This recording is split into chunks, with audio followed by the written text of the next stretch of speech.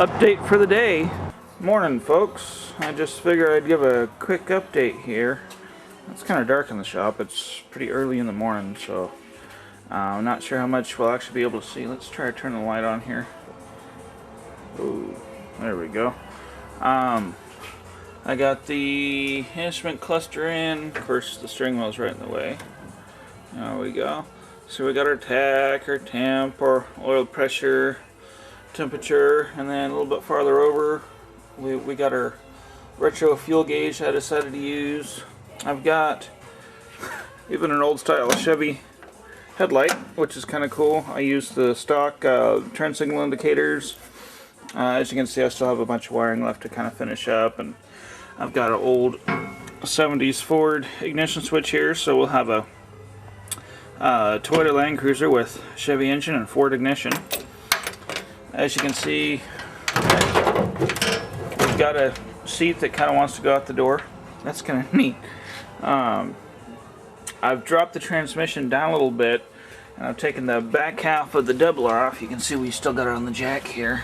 And let's see if I can't see. You can kind of see the other frame rail over there. You can see right there we're hanging down about 1.5 inches, which isn't too bad for what we're gonna do. And the reason why I took it down a little bit is because of this guy over here. Let's turn this light off. Ding, ding. Okay. There's our doubler. It's a heavy piece of steel. It's a WMS adapter for 203 transfer case or 203 reduction box to 205 transfer case, made by WMS. It's solid steel. It is pretty beefy, and it goes on this guy. This guy is our rear 205 transfer case. As you can see, I put 208 studs in it. This guy's for a Ford, so that way I get the driver's side drop, because even though we're center differential on our front axle, the pinion still comes out a little bit on the driver's side, so I figured we get a little bit better driveline angle if I do keep the Ford set up and go there. Yesterday, these are our shift forks that takes us from 2 high to 4 high to 4 low and neutral. Well, you can do something to these that's called twin sticking.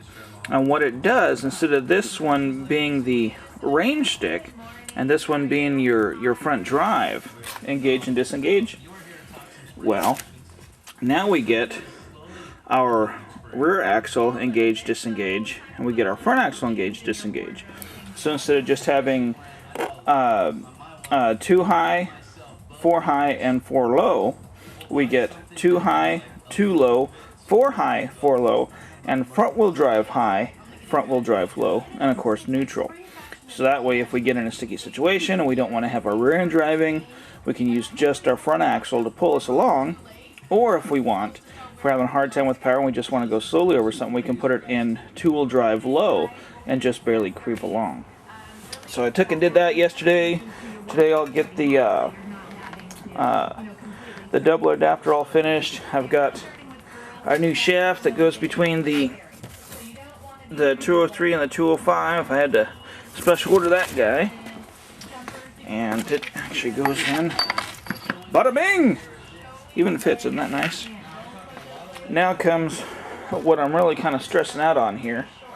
Here's our burly old front axle. Let's turn the light back on for this. Yeah, that really helped, didn't it?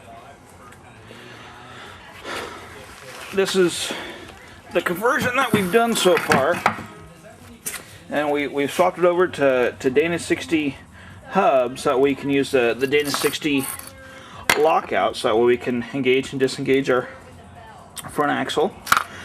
The only problem is that this knuckle is so big, this being the whole knuckle part, there we go, this being the whole knuckle part, that I wasn't able to put disc brakes on this, so I had to go back to the old Fabco drum brake, which I believe is a Eaton style.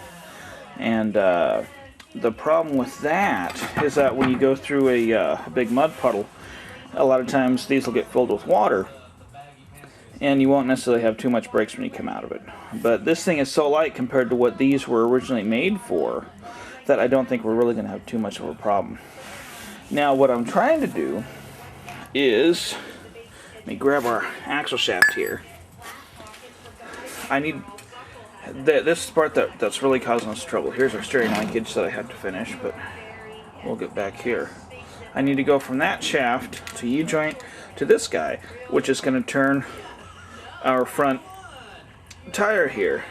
Well, the only problem is that that shaft is a big 10 spline, old school style, that I can't really find anything that perfectly adapts to it.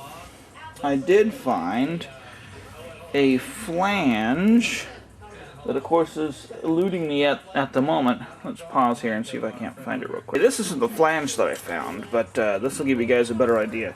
This is the stock piece that went on the axle shaft there. There's the axle shaft with the stock piece on it. And then what actually happened, it had this big old torque ring that slid in like that, and then your outer axle shaft would go into it from there. This isn't the actual shaft, but you get the idea. And then so you can turn, you know, tire move up and down, forward, backwards, all that kind of fun stuff. So that way you get power to your axle when it turns.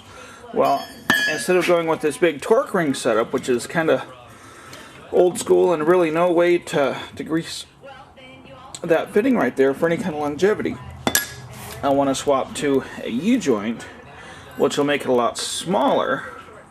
Let's get this in here. So that way, instead of having it way out on these ends, bada bang, it'll take it in here. You get better response of it, not as clunky, longer life, yada yada yada, all kinds of good stuff. The only problem is finding something that adapts to that. So that's where I'm at. That's where I'm stressing out. Other than that, the build's doing pretty good. We have our seat that doesn't want to stay in the truck, but they're not too bad. We got them free, which makes them a lot better. They're out of a Honda Prelude, and they've got lumbar support and all that fun stuff. And I should have brought the camera yesterday because I have a piece that I can mount the seats to. That goes kind of across like that. Yeah, okay. And so that way the seats stay up a little bit higher. And I believe that's pretty much where we're at. One last thing I'm working on here. I know that I moved the steering box since last time with the big 1/2-inch plate. And if we look up under there, we have our fuel injection all mounted up, along with our dual battery setup up on the passenger side fender. And I'm getting tired of talking, so that's it for today.